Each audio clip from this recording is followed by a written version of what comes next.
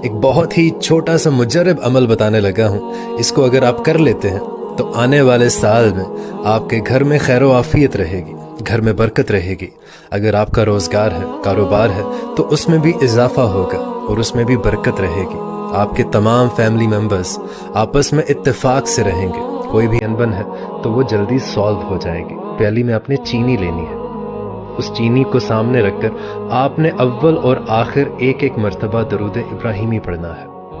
21 मर्तबा आपने सूरह कुरैश की तिलावत करनी है और 300 मर्तबा आपने या हय्यु या कय्यूम का विर्द करना है। ये कर कर आपने चीनी पर दम कर देना है और चीनी जिस बर्तन में आप रखते हैं इस्तेमाल के लिए, उसमें आपने ये उंडेल देनी है। उस बर्तन में चीनी आपने कम नहीं होने देनी। जब भी चीनी कम हो आपने मजीद उसमें ऐड कर लेनी है। इसके बिसात से आपके तमाम जो मसाइल हैं, परेशानियां हैं और जो भी आपका कारोबार